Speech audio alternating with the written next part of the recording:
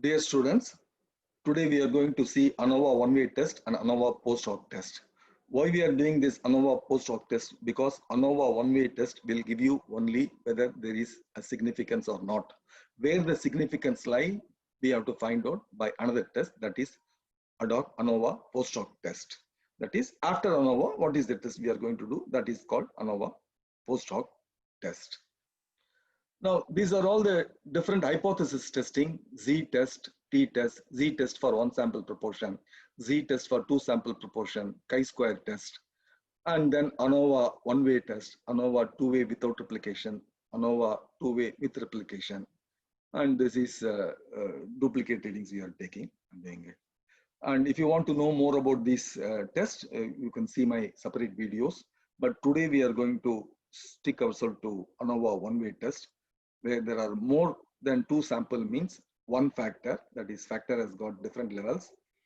The levels can be called as groups or treatments or columns, right?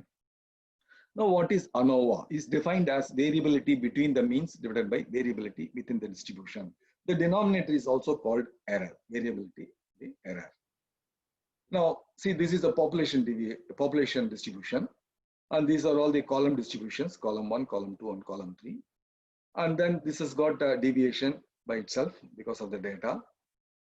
And the variability of these three data is called variability within the distribution, called error. Now, you have the population mean there, and the mean of these samples will be at a distance, like for example, for column 1, this is the distance. For column 2, the distance is shown here. For column 3 or group 3, the distance is shown here. These data will have a distribution, and the variability for this distribution is called variability between the means, right? Between the columns. Now, I'll just show you with an example.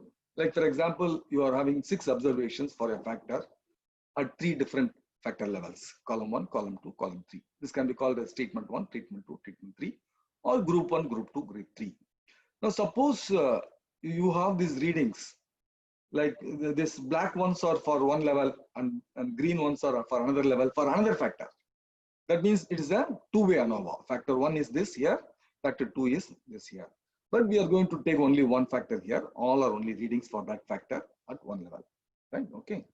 And then you see here, when there are only 2 columns, this column will have a distribution, this column will have a distributions. To compare these two, T distribution will do. But when you have got more than 2, then you'll have to go for ANOVA one way, right? And then similarly, all these readings, each observation, 3 readings are there, will have a distribution. The variability is called error, the denominator we are using it. Suppose you have 2 factors, these 3 will have one distribution, these 3 will have another distributions. You can find out the variability between these 2 levels also, okay? But we are not going to do that because we are going to do only one factor. For that, for the columns, you can see these columns here, the corresponding distributions are shown here. And then you can see this, the numerator is shown by the variability of these 3 distributions. And for the rows, if you have 2 factors here, 2 levels here for this another factor, second factor, then you can use this, but we are not going to use this now here. This is the variability between the 2 rows, these 2 distributions. Now this one is the readings. Now each distribution has got a deviation, and the variability is found out, and that is a denominator called error. Okay, so we are going to do this. We are going to do only for columns, column variability. Now we can do this by this manual method or Excel data analysis tool. Both the methods we will do, and post-hoc test also I will do it manually in Excel, so that you can do it yourself. The template I will give it to you if you want it. You can mail me, I'll post it to you free of cost. Okay. Now we will go to this manual method first. Now we will see the data here. The data is here. This is one factor. The readings are shown here. These 3 readings are there for group A, for group B 3 readings, for group C 3 readings. So first what we are doing is we are finding out the total for all the columns. And we are finding out the average for all these columns, right? For treatment A, we are finding out the average. For treatment B, we are finding out the average. For treatment C, we are finding out the average. Then what is a null hypothesis for this? Null hypothesis is that all the 3 are from the same population. There is no difference between these groups, treatments. But alternate hypothesis should be opposite to that. All means are not equal. The means of these are not equal. Okay, that is the alternate hypothesis. How will we proceed? Now we are going to find out the variance between the samples. Variance between this, this, and this. These three columns. How do we do it? First, we are taking the average. Average we have found out. I'm just putting it average. I'm also trying to find out the grand average of all these values. That is average as nothing but the summation of these 3 divided by 3. That is given here 3679. Then what we are doing it, you know how to find out the variance. Variance is the difference between this and this, XA bar minus X double bar squaring. Okay. So that is what we are doing it here. You can see it here in this table. XA bar minus X double bar, which is this 2545 minus 3679, which is minus 1134.111. And I have to square it because variance, I have to square it, right? You know the reason also, right? Now, I am repeating it 3 times because there are 3 readings. For all this, for this column A group, the difference is XA bar minus X double bar. It remains the same. There is no variation I've considered between the readings. Therefore, I take this deviation, yeah, and then I'm squaring it. Similarly, for B group, this 2147 minus 3679 is shown here, and this is squared here. Similarly, for C group, 6346 minus 3679 is found out, yeah, and then you can see here, right? $E7 minus $D18, that is $D7. $E7 is this. Where is $E7? $E7 is here. Is he 356? $E7 is here, right? And then $E18 is here, right? Here E18. See here 18 and E column, D column, right? D column. We'll see here D column. Yeah, it is D column, D18. Yeah. So E7 minus D18. E7 is this. That is 6346 minus D18 is this 3679. We are finding out and we are squaring it. Now what we do, we are going to find out the summation of squares. See, there also variance also we have to find out that way only, no? For each member, by finding out the deviation from the mean, squaring it, summing it, dividing by the number of terms. So similarly, we are squaring it, summing it, we are finding out here, summation of here, right? We will divide by the number of terms later on. So we are going only sum of squares now. Then calculate the variance within the samples. So calculate the mean for each sample, that is known, we have already done it. Square the deviation for each sample reading from its mean. So X minus XA bar, right? X minus XA bar. See, this reading is X minus XA bar is 2545. Similarly, 2955 minus 2545 and 3146 minus 2545. That is what we are doing it here, right? Clear? C3 minus C7, right? C3 is here, right? C3 is here, right? Minus C7 is here, right? So we are doing it for X minus XA bar. Similarly, X minus XB bar, squaring it. X minus XC bar, squaring it. X minus XC bar is 4723 minus 6346. 8418 minus 6346 and 19,037 minus 6346, which is what is shown here. Okay. Clear? And then we are squaring it. Now, just like before, we are squaring it and then summing it up. Now, all we need to do is we have to find out the ratio F. How we are going to find out the ratio, we'll see here. Now, we know the source of variation between the samples. Between the samples, the sum of the squares is known here, obtained here. See, this is the summation of squares, that is what is repeated here. Within the samples, summation of rows, that is here, this value I've written here. Okay, this is the value. Degree of freedom is number of columns is 3 for groups. So 3 minus 1 is 2. And the degree of freedom for rows, that is for this, is 6. The total minus 3, right? Okay. R minus C minus 1 into R. You can take it as 2 into 3, 6. You can take it, right? C into R is 3 into 3, 9 minus 3, 6. Either way, you can take it. There are different methods of finding out this. Ultimately, the result will be same, 6 degrees of freedom. Okay. Now, mean sum of squares is this divided by summation of squares divided by degree of freedom. So that is what is variance here. Clear? You will use that, no, invariance for normal distribution data also. And similarly for mean sum of squares is SSR divided by degree of freedom divided by 6. This number, right? Okay. 87 lakhs 15,363 divided by 6 is this 14 lakh 52,560 here. Okay. Now, what is ANOVA? ANOVA is the ratio of these two numerator denominator. Since this is a ratio of variance, we call this as a F test, because F distribution is nothing but the ratio of the variance distribution. And then we are finding it as 11.06. For 11.06, the p value is 0.0094, right? 0094 is less than 0.05. So if p value is low, we have to reject the null, right?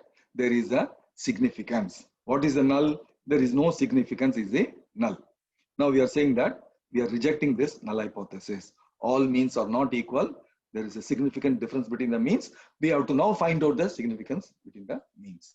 Now this one can be done by this method also. See, for example, I have taken this. Now what I will do is the answer is shown here. F value, P value is shown here. The same thing we got there also by manual method, right? See, P value is 0.009 and then F value is 11.09, which is 11.1, right? 1 decimal accuracy. So that is what we have said. That I'll tell you how we are doing it. All I need to do is I'll show it to you by a simple method. I'll just press data and then data analysis I'll take. Okay. Once I take data analysis, I will have this ANOVA single factor. And then, okay, I'll put. Then I'll have to select the readings. I'll select these readings. Or else I can select the readings from there also. I'll select the readings from there also. See, this is the readings, right? I should take only these 3 readings. Okay.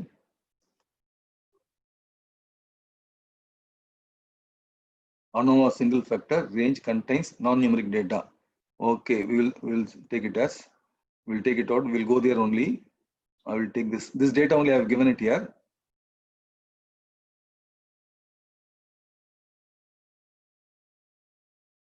And then I'll put rows, right? Label is there on top, right? Okay.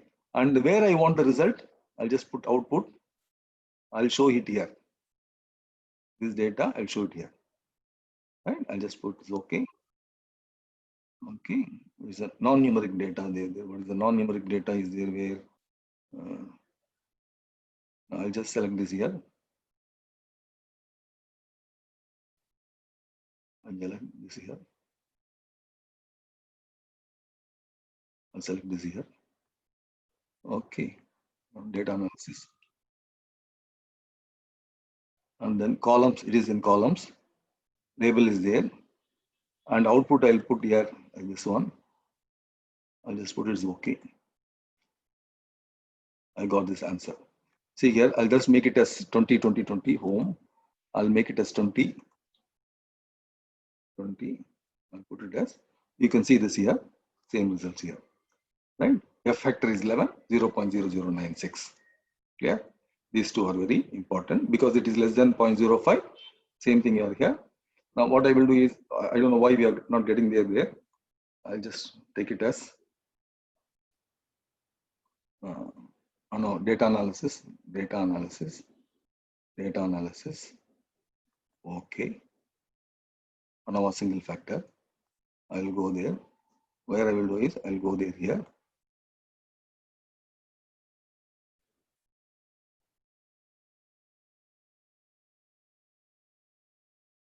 These 3 A, B, C are taken. Okay.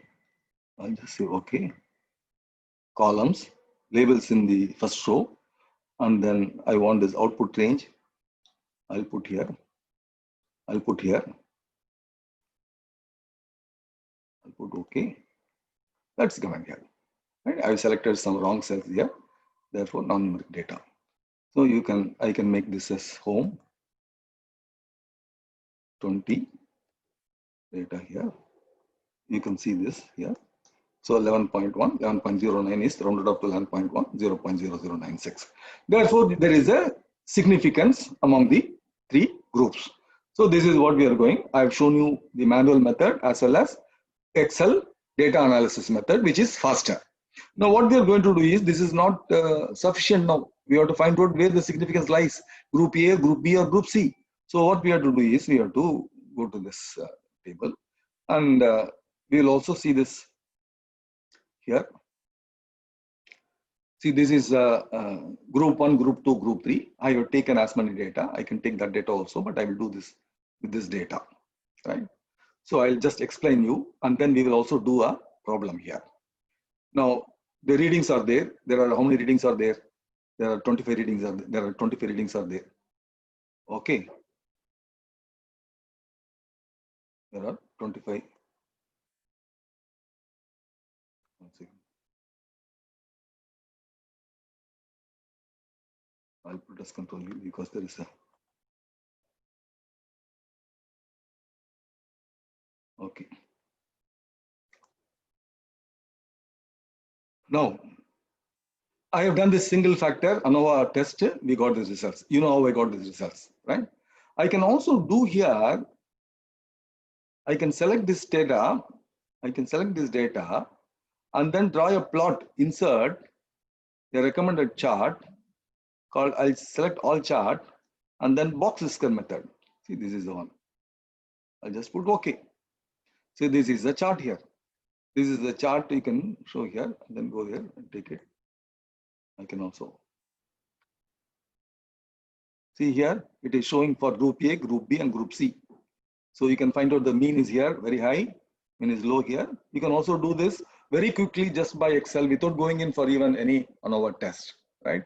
All by box plots, you can see that. If you want a higher value, then you can select this, right? If you want the lower value, you can select this. If you want an optimum value, you can select this. Clear? This can be done. But anyway, we will go to our method here. Now, this is what we have found out for this data. For this data, we have found out this F value and P value. P value is very low, therefore there is a significance. Okay. You can also compare, F value is higher than the critical value, then also you can take the same decision, it is significant. Now for this method, the post hoc method, this mean sum of squares and degree of freedom within the groups, these two are very important. First, we are going to draw the difference matrix, then test statistic matrix. From the test statistic matrix also we can take the decision which one is significant, or least significant difference threshold matrix. Least significant difference, as if there are two means and those two means we are calculating and that is significant. With that difference we are going to compare the other differences, these differences, and then take the decision. All these three we will see here. Now the number of data is given here. Number of data is 25 because you know there are 25 data here. There are 25 serial numbers are there, 25 data are there for all the three numbers, right? Now here, this difference matrix, what I'm doing is, I'm taking J6 minus J5. What is J6? We'll see here. J6 is mean. This ANOVA Excel is given here. J6 is given here. So the difference between the mean. So I'm just plotting difference between the mean. So you know the group 3 is group 3 minus group 1 difference. Group 3 minus group 1 difference is 58.9 minus 32. That must be around 26, right? So that will be around 26. This is group 3 minus group 2. Okay. So simply you can draw the difference matrix in no time. Okay. Then significance level alpha is equal to 0.05. We are fixing it. Always we are fixing it. So we are going to do a two-tailed test, right? 25%, because it should not be that way or this way. Both ways it is rejected. Then Fisher's, what we are doing now is the test statistic matrix. T statistic matrix we will see here. We know how to find out the T statistics. T statistics is the formula given by here. See, xi minus xj bar, xi bar minus xj bar divided by standard error. This is standard error. This MSE, you know, MSE is nothing but the mean sum of their squares. This MS available from the data analysis test. Okay, and then NI and NJ are 25, 25. If there are a different number of data also, you can do this, get the T statistics. And for xi minus xj, that is x2 minus x1, this is the value. Because this is nothing but 9.766, right? Divided by MSE into 1 by Ni plus 1 by Nj. This is going to be a constant because N1, N2 are constants, 25. So 1 by 25 plus 1 by 25. For all the groups, MSE also is constant, which is going to be this 205.8776, right? 8. And therefore, all you need to is this division is obtained. This divided by the constant, right? What is that constant value? 6.17. Okay, that is what you can see here. Divided by $G, $34. $G, $34 is J, and 34 is 39, right? It is $G, $34. The standard error is here. Standard error is 34. Okay, this is calculated here, right? Therefore, all these values are calculated here. These values are calculated here. Clear? This is J22. J22 is this divided by 3.07. This is K22 divided by J34, right? G34. Okay, so that is what you have. So K22 divided by G34. K22 is this 3, 2, right? Group 3 to group 2, right? X3 minus X2 bar. X3 bar minus X2 bar divided by 3.097. This one. So obtained here. So now what we can do is this significant level and then T critical is obtained. T critical can be obtained using the formula T inverse dot 2T. That is for G24. What is G24? G24 is there is here. G24 is this alpha 0.05. We have fixed 0.05 5% confidence level. Therefore, 5% confidence level, and then freedom degree of freedom is I13. I13 is where that is 72. This, right? This is the degree of freedom. So with the degree of freedom, on the significance level, we are finding out the T critical too, right? So for two-tailed test, this is 1.99. You just have to compare. This is 1.99. This value is higher. Therefore, there is a significance between 2 and 1. And 8.46 is very high compared to T critical. Therefore, this also is significant. Group 3 to group 1 also significant. And then 5.31 also is higher than this. This also significant. Group 3 to group 2 also significant. Therefore, there is a significant difference between every group. 1 and 2, 1 and 3, 2 and 3. That is what we are getting at. Right? If you want to know which has got the highest significance, this one is the highest significance. Right? That is what we have seen from the box plot also. Okay. Now, another method is find out the LSD, least significant difference. LSD formula is given here. T alpha by 2, that is the critical value given here, into the standard error. That is the MSE into 1 by Ni plus 1 by Nj square root of the term, which is say 1.94, 1.99 T critical, and then what is that error? That is 3.09. So 2 into 3.09 is almost 6. So 6.17, you're getting it. So now what you are doing it, you are going to compare this LSD with this, right? I'm just giving the formula here. See here, absolute value of I21. J21. What is J21? We'll see here. J21 is this, the difference. So we are comparing the difference with least significant difference. So this one is how much is it more? Yes, it is more than 6. And this 26.232 also is more than 6. 16.464 also is more than that. Therefore, it is significant. This is J21, J22, K23. So this we are comparing it. See here, this K23 is compared here. See K22, I'm sorry, this is K22. This one is K22. We'll see here, yes, K22, right? K22, J22, right? So J21, this is J21 is comparing with the LSD. What is LSD? 6.174. If it is greater, it is significant. If it is not greater, it is not significant. I think you have found out this. What we can do is we can do any of this test observation this month. Probably I'll take this test and then I'll just compare this. I'll just 150 data are there, Control C. What I will do is I'll try to put it in the first data. See, I'll just add one more data. I'll just put 40.5 and then 20.6. Please note, you can see here, it changes automatically, the value changes. See, it is 26, 26 and 25, still does, and it is significant, right? 23, I'll put it as, it gives the different values, 26, 26 here. What I will do is, I'm going to put another, I'm going to put this, Control V. Once again, I've not copied it here. So I'll copy it here, Control C, and then I'll put here, Control V. So you can see this number of data, how much. So you can see this here. Box plot also is drawn here. 151 data are there, and you are having significant. All are significant. So there can be a case where it is not significant also.